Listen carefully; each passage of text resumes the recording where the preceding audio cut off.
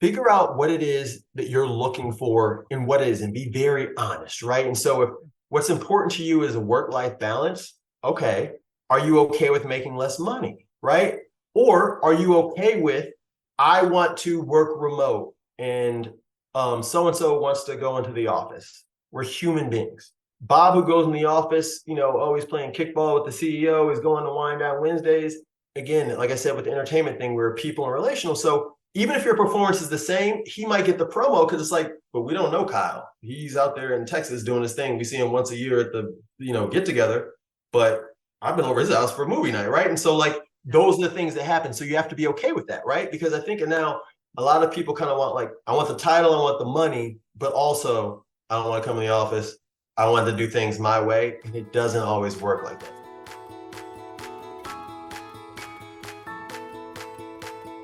Welcome to You Belong in the C-Suite podcast. You are ambitious in life and in your career, but something is missing. You want to bring more of your passion to what you do. Because let's be honest, you pour a ton into your work, and it needs to mean more. I'm your host, Laura Eigel. I'm a mom, wife, PhD, coach, advocate, introvert, and indoor rowing fanatic. I'm passionate about living a life that's in line with my values. We'll give you the actionable tips and tools you need to lead with your values, make a difference, and have career success. The world needs more diversity and authenticity in the top jobs at organizations. Your leadership belongs there. You belong in the C-Suite.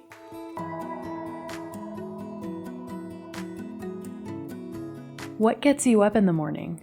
What drives your decisions? What do you stand for? No idea, not even sure where to start? I use my values to guide my life and career. It's the basis of how I've built boundaries for myself and stuck to them. Are you ready to dig into what matters to you? Go to thecatchgroup.com to download your free values worksheet. That's thecatchgroup.com to download your free values worksheet to get to your core values and take action on what matters most.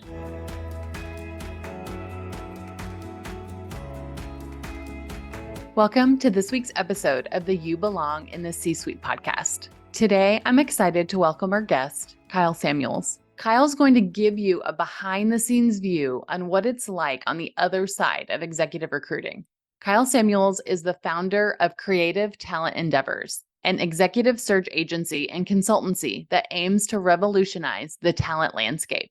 Armed with more than 2 decades of recruiting experience, Kyle has worked with some of the largest companies, including Yum Brands, Kroger, Twitter, Klaviyo, and Duolingo. Kyle aims to make the C-Suite look like America, with 65% of job placements at CTE identifying as women and more than 40% coming from historically underrepresented demographics. We have a common purpose, Kyle and I, of getting more diversity and authenticity at the top jobs at organizations. And I was just so excited to talk with him about the current talent landscape. And in my conversation with Kyle, we talked about his career story within multiple industries, which led him to build Creative Talent Endeavors, an executive search agency. We broke down how the executive recruiting model works currently and the benefits for companies and for candidates. Kyle walked through the changes that he's seen and what companies are looking for in executive candidates post-pandemic, and what the differentiators are for candidates who are landing really great roles right now. We also talked about how Creative Talent Endeavors is disrupting the model of executive search, how companies pay for external recruiting, and how he's changing that, and the benefits to companies and to candidates. So whether you are actively seeking a new role, thinking about it, or are at a company that is trying to fill executive roles, I know you'll get a lot out of our discussion. Let's get started.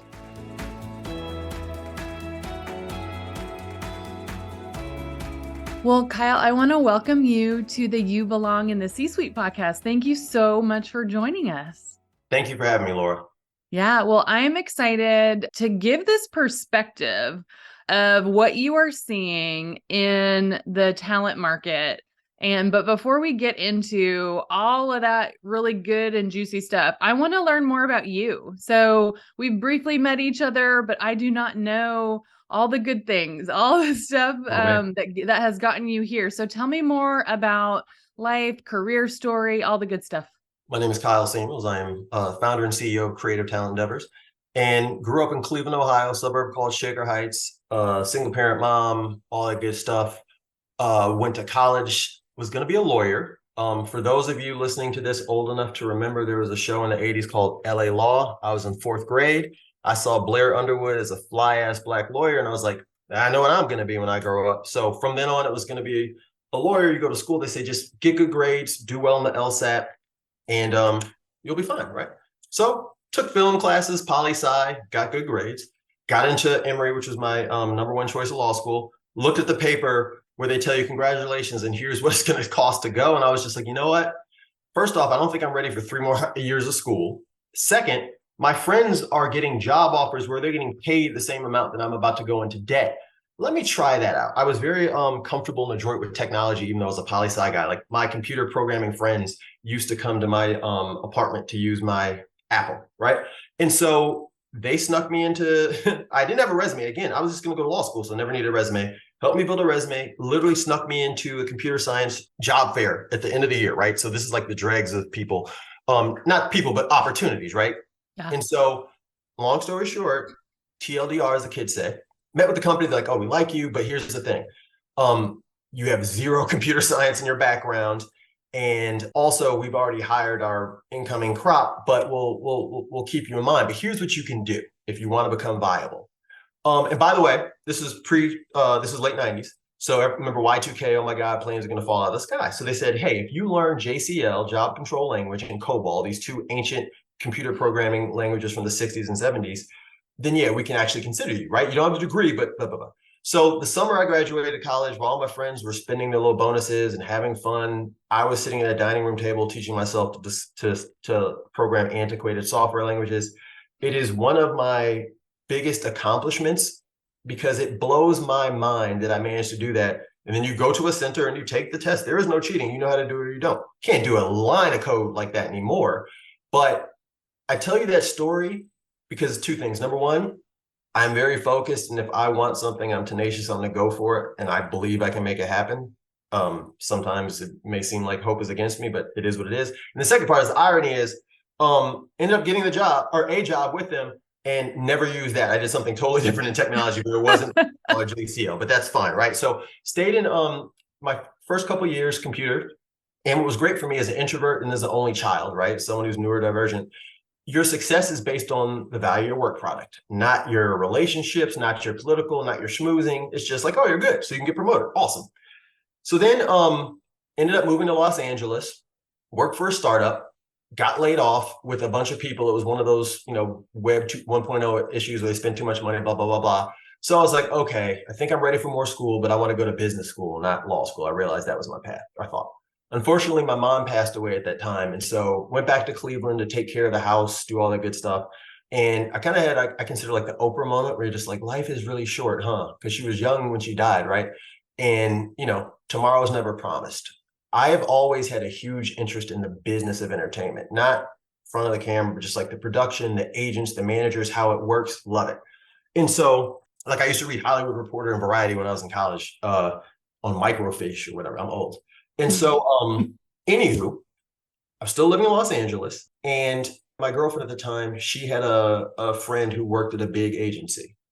And this was back, you had to know someone. It was harder to get into Harvard, literally, right? Super closed in, rich kids still using faxes. And so I said, I will probably never have this opportunity again. So let me roll the dice and give it a shot. And so at my big age, in my 20s, I got accepted to the leadership program, started in the mailroom, making minimum wage, right? And so what that helped me do is the adage of it's not what you know, who you know, it really is true in entertainment. So the whole goal of the mailroom is you learn the city, you learn how the business works, and you get out and you get on someone's desk. For those of you who watch Entourage, you want to be Lloyd on Ari's desk, but not getting yelled at like Lloyd did. And so the first person who got out of the mailroom, he didn't do any of his duties. When you're supposed to get coffee and go deliver this, he didn't care. You walk around, I got my cart pushing stuff around. I see him with his feet kicked up on a desk with a manager and they're laughing because he knew they don't give a crap about how good I am at putting a mail in a mail slot. If they like me, they're going to want me on their desk. And it was like, so I spent a couple years in entertainment business. And that is what helped me break out of kind of a little bit of that introvert shell and learn how to build relationships and just be more comfortable. Because even as a assistant, you're going to breakfast, lunch, dinner, drinks. You have to know people, right? Your boss wants a script. I remember I worked for Lauren Graham. She was on the show The Gilmore Girls, and she had a production company. And like I had to figure out how to get the script for the pilot of Joey. You know what I'm saying? Just because she wanted to read it, and you have to know someone at the studio, right? And so did that, but I was kind of like, I don't think that I'm going to reach the level of success that I want in an industry that I don't care if you're Steven Spielberg, it's still about relationships, and there's always someone who could be in it. So someone I met at the startup was working in executive search. So I'm bringing it full circle. And he said, try this. You'll either like it or you'll be like, oh, I worked on so many searches and functions and industries. I want to be a financial analyst in film, or I want to be a digital media, blah, blah, blah. I started as a research analyst and I loved it, right? It's, and this is back in the day when there was no LinkedIn, a few years prior to LinkedIn. So you're calling Pepsi like, hey, I'm looking for your senior director of OD. Oh, do you mean Laura? Do you mean Mark? Maybe Laura. What's Laura's last name? Igo. Okay, cool. But yeah, Mark, it might have been, that's what you had to do, right? Yeah. Oh, So, and by the way, they told us to never answer those calls or don't give too much information. of course. Because people are trying to steal people. Right, getting through the gatekeepers and all that. And so, yeah.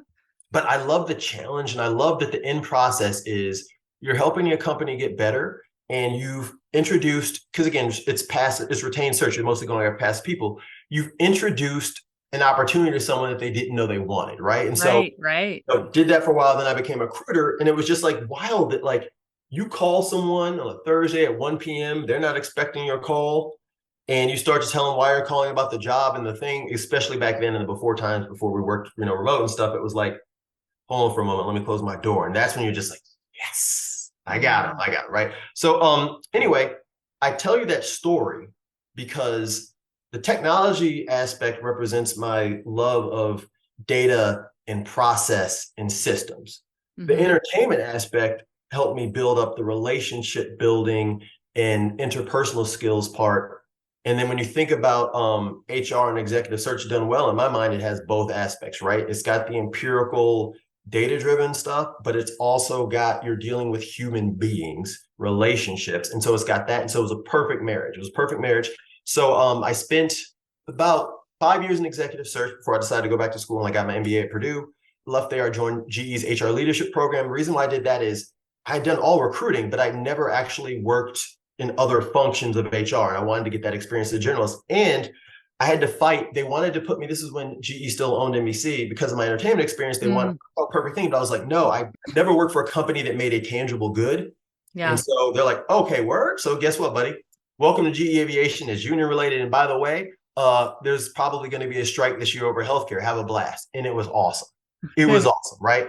And so beautiful thing is you're working with at over 1,000 clients. Now, sounds really big, but again, most of them were union representatives. So like you're not in a union, I want to get promoted. Well, when the person above you leaves, then you can get promoted. There's not but I've done all this. It doesn't matter, right? So you're not having the same relationships you do with your corporate partners, but I had those too. So worked at GE for a couple of years, had a blast doing the rotations. It was in my final role with them. I was in Charleston, and Yum Brands called me. And I remember the recruiter hit me up. And at that point, by the way, learned a lot at GE, loved it. But just me being me, I knew that there was no way that I was going to, again, reach the level that I wanted to reach being myself, right? It's a little bit more conservative. I don't mean politically. I just mean like, I remember you bounce around, you do a lot. So I moved to Cincinnati for one of my rotations, and casual Friday, you can wear jeans. That was the policy. I showed up in jeans because I came from Boston where we wore jeans whenever, didn't matter. And people were like, you have on jeans. I was like, I know it's Friday. They're like, yeah, but the head of HR is here. He might see you. And I was like, then I guess he sees me, right? But like, that's not for me. And again, you learn a lot, but in GE and manufacturing, you move around, and they're not always the most interesting places, right? So where you're going to build aircraft engines, where real estate is cheap, right? So anyway, right. I was open, but I wasn't like looking. The recruiter from Yum Brands called me, and we're talking. I was familiar with the company. I knew that they had started, obviously, Vestigial, used to be a roll off of Pepsi. And, but I wasn't sure where the role was. I knew they had presence in Dallas and blah, blah, blah. Anyway, he goes, the role will be in Louisville, Kentucky. We want you to lead TA for corporate. what do you know about Louisville or Kentucky? And I said, when I think about Kentucky, I think about two things: hillbillies and horse racing, and I have zero interest in either, right? And so again, being a great recruiter, he kind of laughed and he was like, well, just let me tell you a little bit more about the role. So long story short, he told me about the coach. I was like, okay, listen, I'll talk. Loved her. She was amazing. Like, I never had an interview like that. And again, this was what, 2013. So like Skype and stuff existed, but it wasn't like the de rigueur, right? And so like I remember, like I've never had an interview where like I'm shooting a picture of my whiteboard to the person who's interviewing me, and she's like, look at this. It was just, we jived. And so went out there, had a blast. And the irony is, again, Louisville is amazing. I would live there again in a second. It is a beautiful city. Love it, love it, love it. Food, people, amazing. And actually, because Yum sponsored the Derby, I actually ended up going to the Derby, right? So I didn't have abilities, but I ended up becoming a little bit of a fan of horse racing, right? So led TA there corporate, did a short-term assignment with Pizza Hut Global, and finished my career out with Yum at the in the HR leadership team at Taco Bell. Very lucky and fortunate that the person was the chief people officer then. You could just have open conversations, right? So remember before I mentioned in other organizations, it's maybe a little bit different. He was someone that I could have a talk with, and the typical like, hey, what do you want to do next? And the idea is it's under the umbrella of the organization. Maybe even if it's not Taco Bell, it's still within Yum. And it's like, Frank, I'm having a blast here. I love it, but I really want to do my own thing. I want to open my own search firm, but this is so much fun. I'm being paid well. The work is, challenging. I love food. It's not worth taking that risk to walk away from all this. We talked over several months, and long story short, he said, listen, Kyle, just want to let you know you're on the list to get promoted again. This was like in November 2016, next cycle, but you seem really sure about this, and we'd love to be your first client. And so, wow. Right, an executive search, for any search, but I do executive. The hardest part of it, again, you're typically going after passive candidates who are working is brand recognition, that first thing. So for example, if I reached out to you when you were still at Pepsi and I say, oh, I've got this role at Coke or Nike or whatever, you may or may not want it, but you don't have to say, oh, tell me more about this Nike and what they do. I could have a job at a startup that, let's say, before they went public or whatever at Facebook, right? When it was still Facebook. Yes, maybe I could be super wealthy, but like, there's a 24-year-old running it. There's so much research you have to do to decide if you even want to talk to the recruiter. No one they remain a client. No one has ever asked me, so tell me more about Taco Bell and what they do, right? So if you have a brand that you don't have to explain, that is the easiest way to at least get in there. And so my thesis was this: worked at this company in the related brands for the last 4 years, knew everyone from the CEO on down, helped build the culture and manage it. And as a brand that I'll never have to tell people what they do. Right. If I cannot be successful running a search firm with all these advances, and guess who should not be running a search firm, because it does not get easier than that. And I'm very happy to say that, started out in 2017 with just me, used to call it CT Meet. And now we're almost 15 people, and worked with them and just started to grow. And I'll stop there. For those that are not familiar, so you were in a talent acquisition role internally.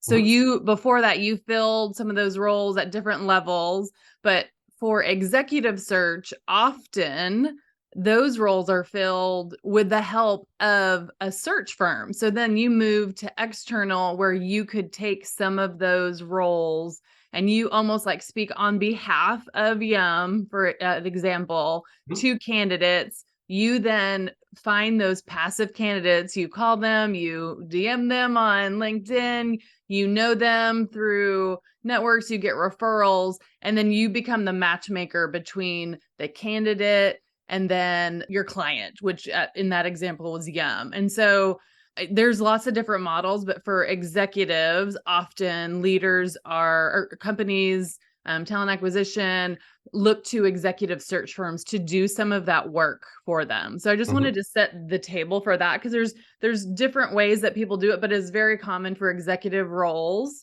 to use external search firms. What is the benefit to the company, and what's the benefit to a candidate to talk to recruiters like you? The benefit in theory to the company is that, number one, you have an expert, right? And so, especially if you're dealing like with kind of a niche role that like maybe you don't hire as an organization all the time. And so you don't have recruiters internally who know how to do it. So that there could be that part, right? Yeah. The other part can be, especially in this time where the economy is kind of like this, like a roller coaster, and you want to be responsible and you don't want to bring on a bunch of talent only to things slow down and let them go. It's more cost conscious, and honestly, it's more I don't know if humane is the right word, but it's a better way to do it, right? So instead of like, hey, we're going to hire you. Oh no, business is down. Never mind, you're out of here. You only pay for what you need, right? So you hire the experts with the idea that, again, if they're experts, they're going to charge you money versus the money you already pay someone who's an internal employee, but they're going to be able to get the people you want more quickly. They're going to be able to influence them better. They're going to be able to give you like a white glove service that we provide, because internally they've got a bunch of other recs that could take precedence, and they're working on everything. They're working on a head of machine learning over here, and now they have to do the head of culinary. Like, they don't know anybody in culinary, right? So you can get our expertise. So that is the value, allegedly. And maybe we can talk about this later. The way it's done by a percentage model is absolutely broken, and we fixed that. The value to the candidate, you asked. Yeah. So I would say, just like anything else, depends on the recruiter, not the recruit company, the recruiter, right? But I would say this. One thing is, it is a harbinger, you could say, of how important the company values that role. Meaning, they have retained someone. They have said, we have skin in the game. We are paying for this upfront before we get the hire, because that's how important it is, right? So that is something that lets you know, if you're a candidate, like, well, this must be kind of important because they're paying money when they're not just getting a contingent, right? Like, they're paying money to a company to hire, to find the best candidate. And so it is literally your job to find that best candidate for your client. Yeah, exactly. But to be honest, I think the value is more for the client. And another thing it is because we are the ambassador for you, right? So we had situations where internally, like, of course, the company knows, and I know that, like, all right, we're going to make Laura this offer. Good gosh, she's going to be right at the top, but she's awesome. We stretched to get her. I had to go through hell and high water to make this offer work, right? And so the hiring manager, so like, let's say you're doing this internally, right? So the hiring manager is all excited, and he's like, Laura, I presented you with this, and you look at it and you go, oh, okay. I was expecting more given this. And so the hiring manager goes through, they might get upset because they're like, get mad. You know what I did to get this for you? And here's the thing. They don't, because they don't work at your company, right? And so now they have a little bit of an issue. It's like, do I even want this person? Because Laura obviously doesn't care that, like, I'm putting everything on the line to, like, get her to come here, right? But if you have an intermediary like us, then we can present the offer. And when you say that, the same thing, like, oh, there's more. And again, if the search company is doing the job, we've already told you what Laura's salary expectations were. And so if you're coming back with something that's really low, we're going to tell you, like, why are we doing this? Because we already talked about it. But let's just say sometimes it happens where someone says, listen, I'm not going to promise anything. I know you guys are going to do your best. I'm interested to see what you have. And if it makes sense, it makes sense. But I need this amount of money, but I'm willing to talk, right? So instead of the hiring manager seeing that and getting offended, the recruiter can then go back, Laura's so excited about this, but here's the thing. As you know, her compensation was like this. And so are there any ways, maybe a signing bonus or some other ways that we can make her whole? Because, man, she wants to be here. But again, as we talked about, she had these expectations at the beginning. She loves you, things like that, right? Yeah. And when we do it that way, all the client is hearing is like, Laura wants to be here. Is there a way where we can get creative versus I built this thing that I thought was amazing and they just put their, held their nose up at it, right? And so having us to be that kind of ambassador, I think, is super important, and like a buffer. And the same thing, it does go both ways. So I guess you could say that too, is we can help the client or the candidate. If, for example, they're like, what about this? We can say, well, because we know the client, especially like one history, some people who've been here have, gone through 2 cycles and then they do that. Like, there's one client, we did a role 3 times in 4 years, exact same role. And the reason why we kept doing it again, they didn't get fired, they were getting promoted. And so they're like, hey, we need to backfill this role. But since we knew them, what a better way if someone's like, well, what's the opportunities for advancement? So remember, they had this role, they're over here in Europe. They had this role, they're now at GM. They, you know what I mean? Like, so there's proof of concept, and we know that versus, no disrespect to an internal recruiter, but they may not know that. So they're just like, we offer a great advancement, and they're just kind of giving you the company line versus the lived experience. Yeah, I love it. And I think there's that benefit of that intermediary. Oh my goodness. How important for all parties, really. Because you're right. Like as a hiring manager, when you have that offer and it's taken so hard to get it approved, just to get the head count approved, then you finally have that candidate and it's the right candidate. And then they're like, oh no, this is not what I expected. And you're like, oh man, they are like, you just start to have doubts about like, well, are they the right person? All those kinds of things. And especially in those executive roles, they're always just such important and big roles. And so to be that intermediary, so important to start everybody off on the right way, to set everybody up for success in that process of negotiation all the way to onboarding. Totally love that.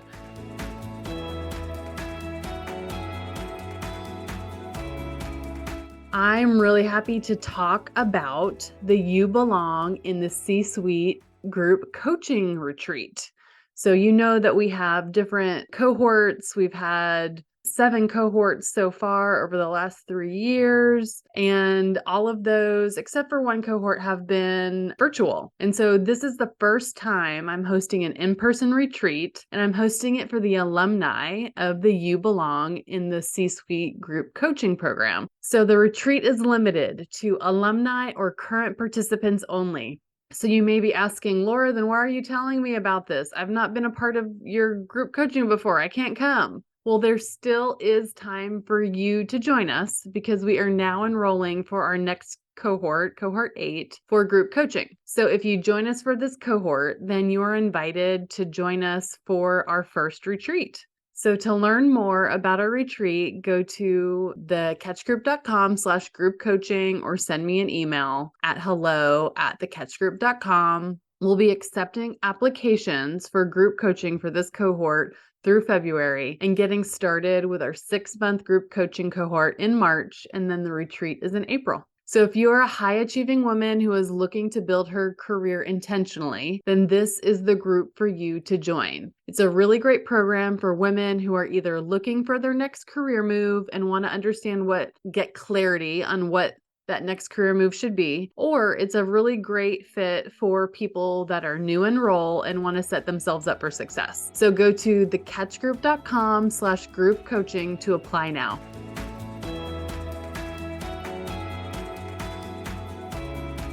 So you are seeing this talent market right now in a way that a lot of people are not seeing it. And so when I see it a little bit on both sides. So I work with organizations and building values-based cultures. And then I also do executive coaching. And so sometimes I'm seeing leaders trying to get to their next role that they want. And so I think we have this common purpose, you and I, of really wanting to get different kinds of people than who have previously occupied some of these roles, more diversity, more authenticity in some of these top executive jobs at these companies. And so a lot of times the leaders that I'm coaching, they're looking for that right culture. They're looking for that right leadership where they can make a difference. And sometimes it's taken them a little bit longer, especially kind of post-pandemic, especially in tech right now. So you are seeing from the client side, I'd love to hear, like, what are companies looking for now? Do you think that this talent landscape has changed kind of post-pandemic? So let's start there. What are some of the characteristics, the experiences, the competencies that you are seeing right now more in your client searches? What kinds of leaders are they looking for?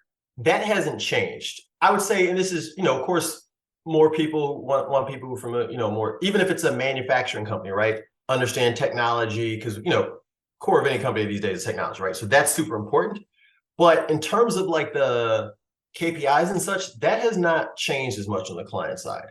What has changed is, as you mentioned with the pandemic, there's more opportunity. So early on, during the pandemic, started telling clients, like I have one client that was in a 3rd-tier city or whatever, and they're like, oh, we're one of the marquee employers here, so we're using it. I was like, that was true before the pandemic. Now Facebook and Google and all these companies are willing to hire people in your state. You know what I mean? So like, you're not just competing with the local big name companies, and those companies named have a lot of money, and they can pay, 30% more than you pay in your region and still save like 50% based higher. You know what I mean? So like, Yeah. That has changed. So I think that employers are looking at that from a comp perspective of just being like, I know we're in Texas, but we have to have this wide aperture because a person who lives, our company's headquartered in Dallas, and the candidate we want is in Dallas. And we could go to them, oh, the market rate for a VP of operations in Dallas is this. They're like, yeah, but this company over in California will hire me, I don't have to move. So guess what? The market rate is now that. So that Yeah. has been a change. And I'm seeing companies handle it different ways. Some companies do like a tiered thing, either by city, specific metros where they, operate, or, Northern California, Southern California, things Hmm. like that. There are some companies that just say the value of the job is the job. I don't give a crap how much you pay for rent or gas or whatever. Like, this is what it is. So if you want to live in a high price level, salute. If you want to live in a low price level and stack your bread, whatever, but that's what it is. So that's starting to shift. But what I've seen, and this definitely comes from a place of privilege. I have to like remember this all the time because the level that we work at, like our, director and above, and a lot of these companies, it's a lot of money. It's a lot of money. It's a lot of money. And so I think because, the economy was booming up till now, and again, we deal with a lot of executives. What I've seen is at our level, I'm saying director and above, is that it's, is the pendulum swung? Is it no longer a candidate's market? If you're dope, it still is. So I know tons of people who were either working at their company, they're looking to leave, not in a rush, but they got their eye open, Hmm. or there are people who have been laid off, or there are people who have just said, this isn't for me, I'm not getting the energy from it, and I'm lucky enough to be able to afford to not have a job. You know what I mean? There's many people, but the common theme that I'm seeing is people saying, I never thought about it like this. You come out of college, you take the best offer that's available, right? Yeah. And then when you're working, if someone's like, hey, you're at Coca-Cola, do you want to come over to Pepsi? It's a binary choice. We usually in life don't get the chance to just be like, white space. What do I want to do? What's the culture I want? Hmm. What do I need from a compensation, location? What are the opportunities that I can have at this organization? What are the companies and roles that fit that? And then I will pursue them. I'm seeing that. I don't know how many people I've talked to who kicked back this summer, just working on them and just saying, I'm sick of just like, oh, this place came, they're going to pay me 40% more in a big title, and it seems like a valid company. Cool. Versus, what would I really like to do? And I always tell people, think about the friends that you've been jealous about and the work that they've done. I'm not talking about the money, but just like, why is Laura always so happy? Is Pepsi that dope? Like, what is going on? Why is she so excited? And think about like, where are the opportunities that can make you feel that, right? And so I'm seeing a lot of that. So what I would say is, it is still, if you were talented, it's still a candidate's market. I talked to one individual, he's been at the same company for like almost 20 years. And so you know what happens with theirs, typically sometimes salary contraction, et cetera, et cetera. Yeah. And he was a VP and he was like, I guess I should, look for a director role. And I was like, why would you do that? And he was like, well, the economy's tough. And then I was like, here's the thing. If I see someone, if I have a VP level role who was just a VP, he had an MBA from a great school, he come from a great company, looking for a director role, I'm going to think one of two things. Number one, you're just trying to get any kind of income you can until you can find the real level job that you want. You're going to leave. Yeah. Number two, maybe you were found out and you're really not VP level, but like, I don't want like could have been at my director company. Like, we want some director who could grow to be a VP, right? Right. So I don't Right. want you then. It's just, it's discord, and it's going to make people question things, right? So no, you don't need to do that right now. And I'm again, like, if someone's in a situation where like, I'm going to lose my house, yes, take the director job. But I was like, you were not there yet. He hadn't even began his hunt, but he was targeting those jobs. And I was just like, no, you have the talent and the bona fides to show that you were VP level. And so at that level, I have not seen anything. I've not seen any of our clients say, ooh, rubbing their hands together, like, oh, we can get some deals. Let's try to get people. No, companies still want super talent. And I think it's also because a lot of companies overhired the last couple of years. So each worker needs to be super awesome, right? When the economy is good, everyone looks good, right? It was only when things started to slow down that companies started to look around and be like, is Michael really that good? Or were those sales just coming in because everyone was making sales? And now that it's gotten tough, he can't produce anything, right? Those are the things that happen. And so they're being more, I would say, precise, but they're willing to pay for quality, but they're kicking the tires more because, especially in this world now where not every job is in the office, you have to have more trust. So you want to make sure that I'm only going to spend time with this person maybe once a quarter in real life. I got to make sure I trust Laura. Yeah, I love that. I love that advice. And I see like the trend that you just mentioned of people just they're leaving their roles. And sometimes at these companies that they've been at it for 15, 20 years, they're leaving without something else Mhm. to find out what they want to do. And it's fascinating. They're taking some sabbaticals, a pause, because they can afford to. Right. And they're trying to figure out where can I make the biggest impact. And so as I talk to them and we talk about career clarity and what they want, what kind of impact they want to make, we talk about their values and this idea of values alignment. And so that idea from your client perspective, when you're working with a company that's trying to search for these people, that idea of trust and knowing the kind of leaders that they are and all of that kind of stuff is just going to be so important. So, what advice can you give for those that are candidates or they don't even know they're candidates yet, but they know they don't love where they're at and they're trying to put out feelers? What's your best advice for candidates on the market, knowing what you know from the client side and what they're looking for? Who are those best people and what makes them a little bit different, their differentiators to land those jobs right now? Research, right? And so you would be astounded at the amount of executives that will show up for an interview and just like, what client is this again? Or what role is this again or whatever? And it's just like, I understand that you're busy, but if you haven't even taken the time to do that, that is not a good omen. And then that's on our level. Then when you sometimes have people go to the clients, it's just like they didn't seem to really be interested or no. And so to answer your question, to go back is this: figure out what it is that you're looking for and what it is, and be very honest, right? And so if what's important to you is a work-life balance, okay, are you okay with making less money, right? Or are you okay with I want to work remote and so and so wants to go into the office. We're human beings. Bob, who goes in the office, always playing kickball with the CEO, is going to wind down Wednesdays. Again, like I said, with the entertainment thing, we're people and relational. So even if your performance is the same, he might get the promo because it's like, but we don't know Kyle. He's out there in Texas doing his thing. We see him once a year at the, get together, but I've been over his house for a movie night, right? And so like those are the things that happen. So you have to be okay with that, right? Because I think now a lot of people kind of want like, I want the title, I want the money, but also I don't want to come in the office. I want to do things my way. And it doesn't always work like that. So be very honest about that. The other thing I would say is, like I said before, think about the individuals that you've seen who are happy, organizations that you respect, and look at them, right? And then as you're building your list, see who you know at those companies. One of those things I always tell people is the strength of the tie far outweighs the level of the person you have the tie with. So for example, if I go to a conference and I meet Mark Zuckerberg and he's like, oh, we talked about tacos for 7 minutes and we get all passionate about something, right? He's like, oh, this is great. I got to get on my jet, but here's my card. Call me or whatever, right? Mark Zuckerberg could change the trajectory of my company just by saying, hey, it's time to work with CTE, right? He's forgotten about me 5 minutes after he gave me the card, right? And so even if I have his thing and I reach out to him with all the things that, an executive like that has to do, unless we really hit it off about those tacos, it best maybe he flicks it to someone in HR and said, oh, follow up on this and that's it, right? Versus, let's say there's an associate HR manager who used to work for me when I was at GE or Young, and they loved me. They thought I was a great coach. They are going to, as a candidate, rally for me. Hey, we put Kyle's, we put him through the employee referral. He said he hasn't heard from anyone. What's up, guys? They're going to be on it.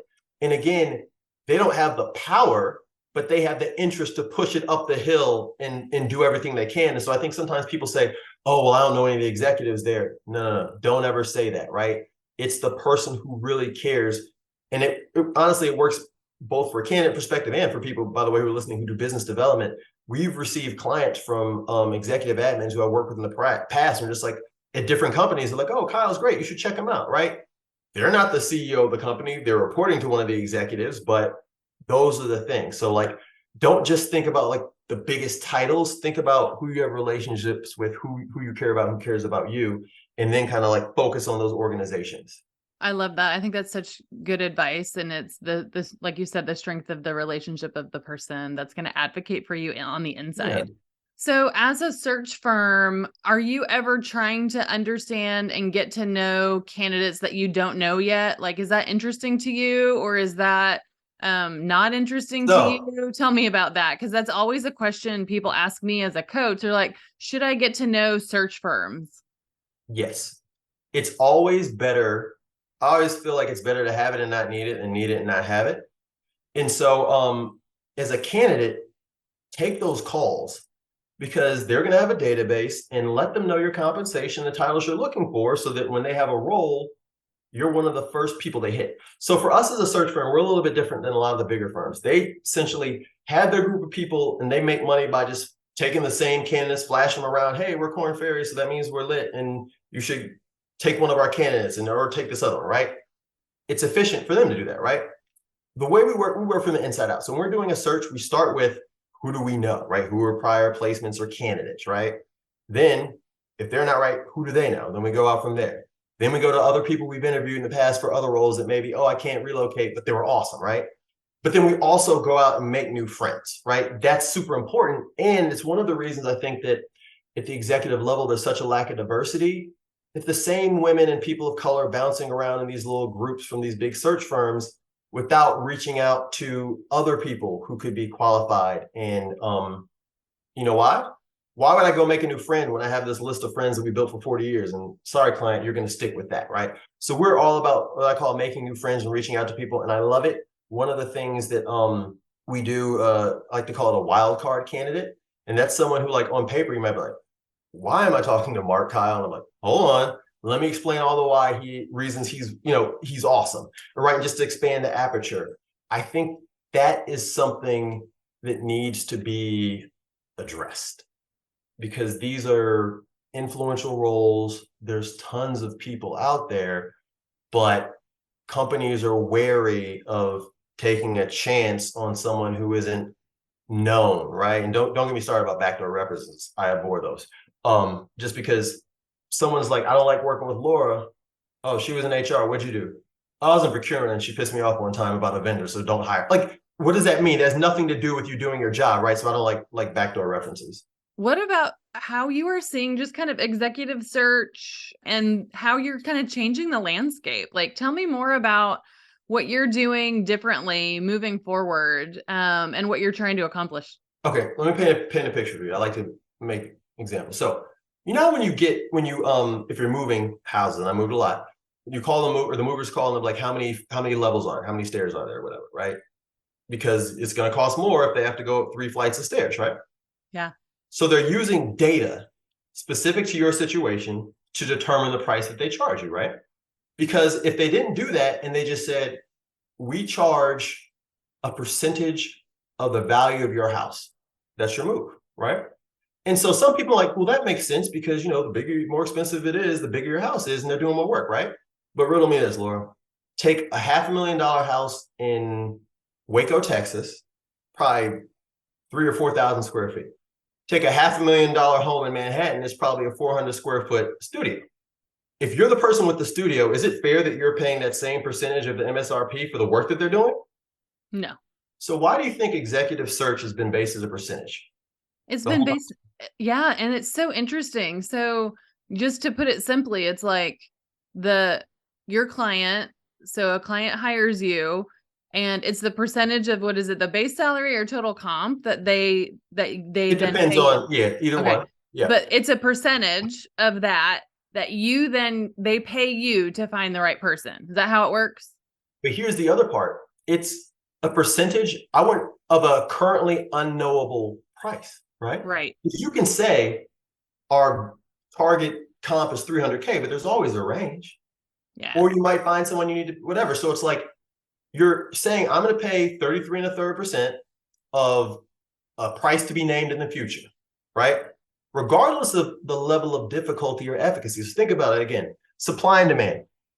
Back when the hiring was booming, search firms were giving companies their butt to kiss. Like, oh no, we won't talk to you unless you're spending at least 200K because we're going to miss out. We'll do your little disgusting 100K search. We need to get this money, right? Raising prices, minimums, all that.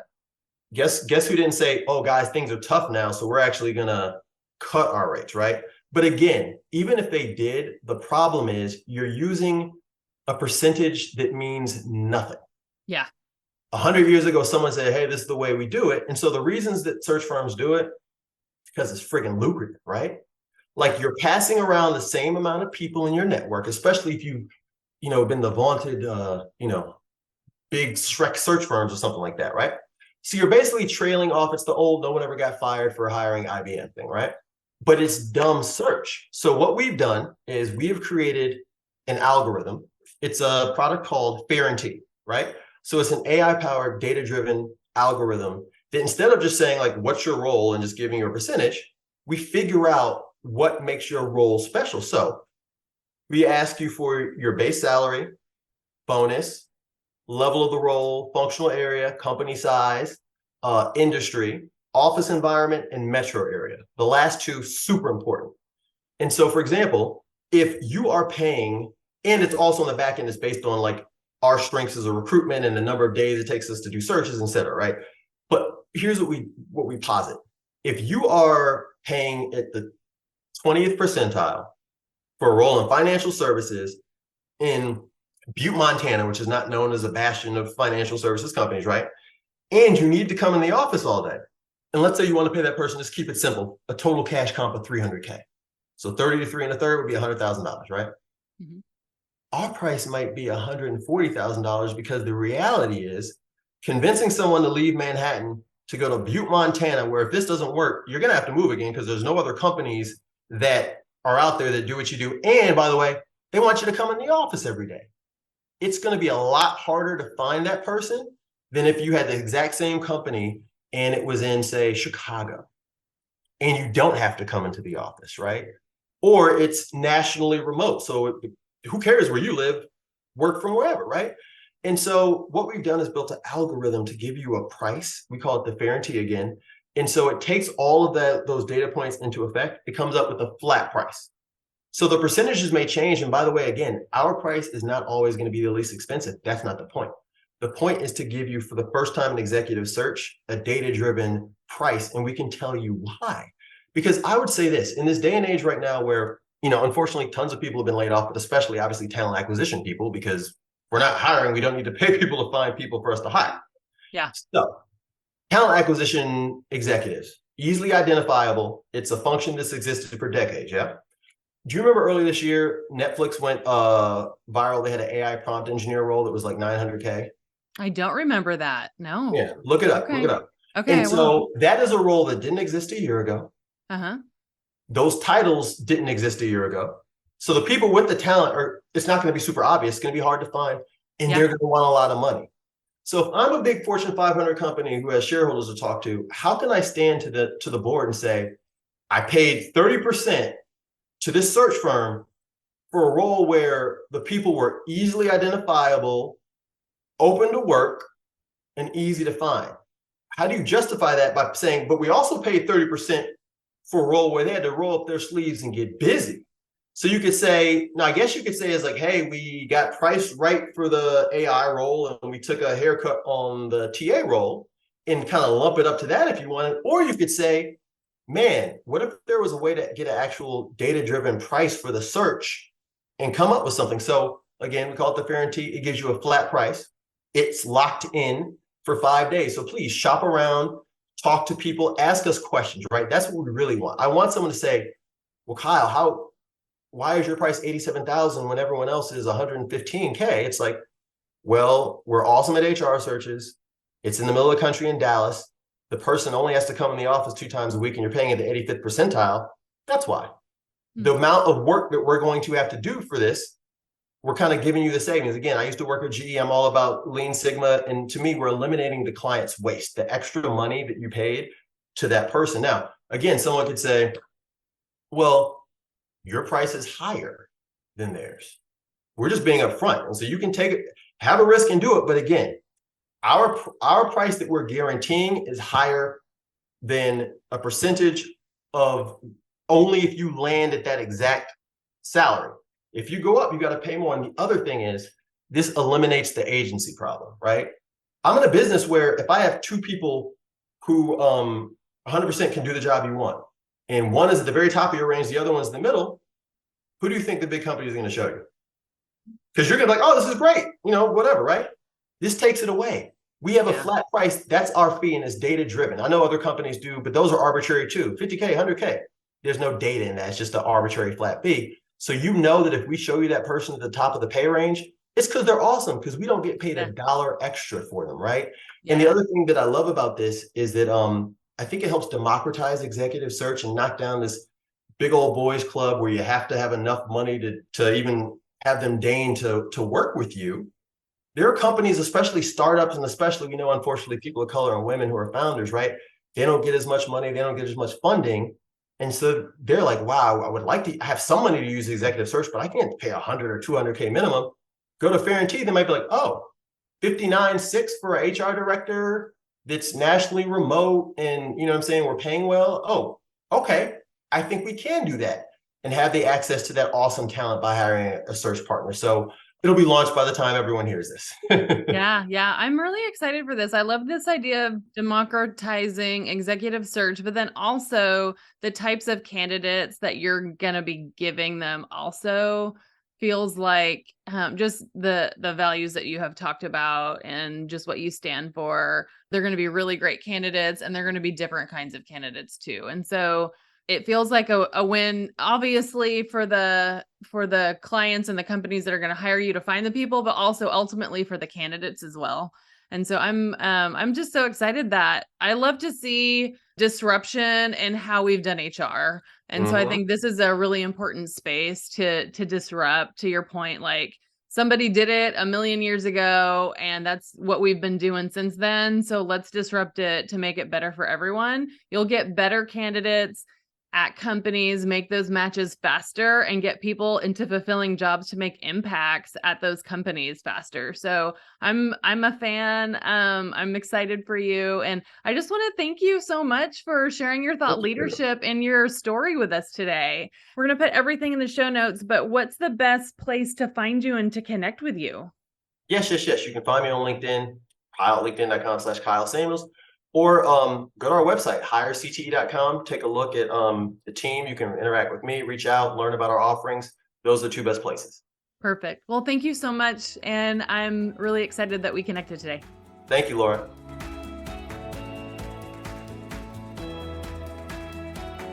I want to thank you so much for listening to the You Belong in the C-Suite podcast. If you are enjoying this content, please remember to rate and review on Apple Podcasts. By leaving a review, you are helping others find this content. We will be featuring 5-star reviews on air in upcoming episodes. Editing and support for the podcast is done by S&E Podcast Management. To get more tips and tools to help you live a life guided by your values, go to thecatchgroup.com. Keep your boundaries and take care.